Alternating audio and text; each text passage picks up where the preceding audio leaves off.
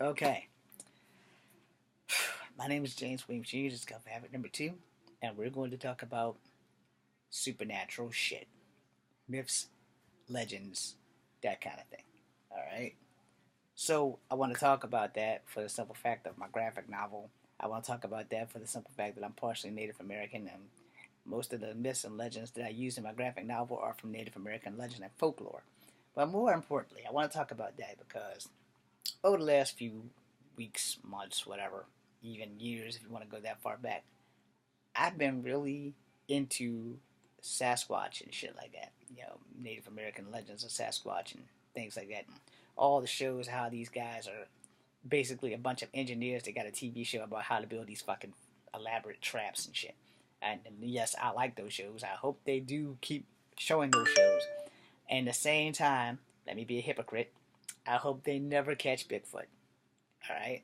It's not because I want the show to come to an end and prove that this thing exists. It's because here's the thing. In many folklore for Native American, depending on tribal legends and shit, because tribal legends change. No matter what anybody else tells you, depending on what tribe you talk to, what elder you talk to, the folklore changes tribally. So for some tribes, Bigfoot was a monster, wife grabbing some bitch, and in other tribes, Bigfoot was a guardian and a protector. I like to go with the fact that I like him being a guardian and protector, not a monster, wife grabbing son of a bitch. Because there are stories for the Eskimos where the Bigfoot creature or the abominable snowman or the hairy man, whatever the hell you want to call him, have taken people's wives and they've never returned. I was watching a story about that last night. We're not going to touch too deep into it because you guys can find all the Sasquatch videos you want on YouTube. The question is the authenticity. Most of the authenticity, because it's like nobody has an iPhone 10 and are going out and like filming this guy. Here's my thing. If I find Bigfoot, it'll be purely by accident. I don't want to find Bigfoot. I don't give a damn as long as he stays in his space and I stay in mine. I'm good because I film in the woods. We film kung fu movies in the woods and shit. I don't need this big gigantic thing getting involved in my shit. Now, if he wants to go somewhere and do whatever the hell he's doing, just don't hurl rocks at us. We're filming. We're not bothering you. We're just out here making a movie. Now, if he stumbles into my footage, great. I think my Canon camera's fairly decent. It might pick him up, it might not. I'm not trying to lose my camera over this gigantic ass monster, who's not technically a monster. He's more of a guardian. And Earth has guardians, depending on who you talk to tribally again, so you have to work that out with elders and tribal councils and all that shit. And there are some things that tribes are just not gonna discuss with you, uh, like the Thunderbird or the Phoenix. They have a Phoenix, yes. Native Americans have a Phoenix. People may mistake them for the Thunderbird, but you know, the Thunderbird is a shapeshifter. Coyote the Trickster is a shapeshifter. And again, these change tribally. Alright? Thunderbird was a spirit of vengeance that kidnapped, snatched up, and killed white children for the rape and annexation or indoctrination of tribal people being taken from their land and putting on reservations. Alright? So that being said, it's kind of hard to go either way with the Thunderbird. Same thing with Coyote. But Coyote was like the god of mischief. Yeah, he like causing problems, kind of like Loki. So that being said, again they changed tribally. Now the Deer Woman, she's a spirit of vengeance as well. She came into position for rape victims.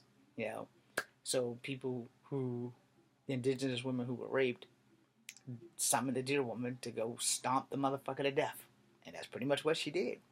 So she would lure non-indigenous men and people into the forest and stomp them to death. Showtime made a movie about it. You should check it out. I believe it's called The Deer Woman. I would like to actually make a real movie and not just like a fucking 30-minute clip about it, like Tales from the Crypt and all that shit. Because it'd be totally worth it. Native American legends and folklore has some very interesting stories, and there should be more of them told on TV. Unfortunately, there are no real Native Americans in Hollywood, and some of the Native American actors won't graduate to writers. Adam Beach could write a story. Graham Greene could write a story. The guy that played Bobby Sixkiller in Renegade could write a story and have Native American actors and then play it. Now, for those who aren't aware, I'm going to fuck your mind right now. If you've seen the Avatar movie, the ones with the big blue people, here's where you get fucked. A lot of that shit in there has Native American folklore, and a lot of people don't even know it. Alright? They have tribal wars in there because Native American tribes did fight each other before the Europeans came. They have certain stories that reflect Native American folklore. So the guy that made the movie was a white man. He obviously knew some shit about Native American history somewhere because I could point out some of the Native American stuff because I was watching it with my ex-fiance. I was like, why does this feel familiar? It feels familiar because of me being part Native American and being told one of these simple stories that was squeezed into that movie as a rites of passage. No, not just when he becomes the full-bodied avatar, but there's a Native American story of a warrior transforming into something else. There's other ones because Brother Bear is based on Native American folklore from the Inuit or the Eskimos, but they're still Native Americans. Whether you want to call them that or not is beyond you, because all tribes splintered from Eskimos. I know you're thinking that's bullshit, James. Let me prove that to you really, really fucking fast. So way back 20,000 years before the Europeans came to America and established a strong foothold, there was a group of migrant nomads from Asia who cut up through Russia, crossed through Siberia, and came to this magical thing called the Bering Straits, which was a land bridge in which they crossed over. Now, when they got here, all the tribes basically divided and went down the west coast all the way to the tips of Chile.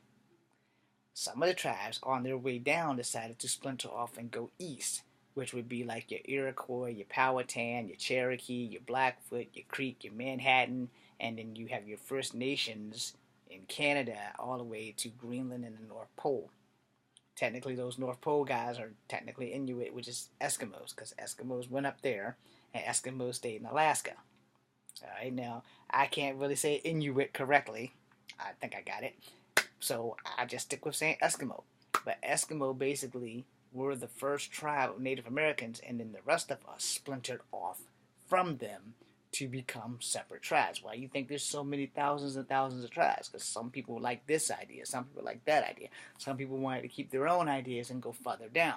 And then along came the Mayans, the Incas, and the Aztec, who were also of Native American descent. So yes, if you're Mexican and you come from Mayan, Incan, or Aztec and Amazon, your ass is Asian and Native American. Native Americans are Asian. They all ventured from Asia. Alright? So when you splintered out and you become these things, you take your legends with you. And that's why legends change tribally. Alright? Now the Eskimos have their legends, and the only one I know of is the polar bear god. I don't think I have her name right, so I just gave her an Eskimo name named Nanook. So I'm pretty sure I got that wrong, but I did do research on the polar bear god, and I knew that they exist. And it's like more like an ice god type thing. She doesn't turn into ice, but she's like Iceman. And I'm probably misinterpreting that, because I'm not Eskimo. I wish I was part Eskimo, because then I could deal with the cold here in Virginia a hell of a lot better than I do. But I'm part Cherokee, so I don't deal with the cold very well, but I guess that's what teepees and wigwams are for. Anyway, moving on. Every myth and legend that you read about, no matter where it came from, has some truth to it. And that brings you to dragons. Alright?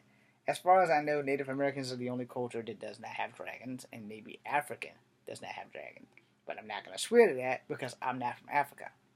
Now, as far as my Native American ancestry here, my great-grandmother Ada never said anything about no damn dragons. However, I'm not going to put it past them since Native Americans hail from Asia. So they may have dragons. Maybe they were running from dragons. You never know, because no one's ever really explained why the nomads of Asia splintered off 20,000 years before the Europeans got here and gained an oppressive foothold in the North and South American continents. All the way to the North Pole, our people, speaking specifically from the Native American side, our people had dominance, not just Cherokee, but Native Americans in a whole had dominance over this whole great land. And which is why they hold the land so dearly, is because they became one with the land. To survive off the land, we pray to the animals of the land. You know, as we pray to the horses, we pray to the things that we use, we pray to the things that have served us well, even after we have to take its life to serve our bellies. All right? So, myth and legends, yes, there are truth to them. Native American folklore, yes, there has to be some truth to it, unless everybody was smoking the same peace pipe. And whatever they had in that shit was awesome. Anyway, since I don't support drugs, that's the best I can do. I don't know shit about drugs. I don't do drugs. I won't even take medication if I can help it unless I'm in a dire need of pain. So that being said, we wonder what's out there. Our curiosity drives us to explore. And for the people who are out there looking for Bigfoot, whatever you do, it's okay for me if you tag him, but don't go chasing after his whole clan. Don't try to drive them into extinction, because that's not cool. But some people don't know when to stop. And that's the thing. We need to know when to stop. Once we can do that, we're good. I'm James Williams Jr., just come for having number 2. Be seeing you.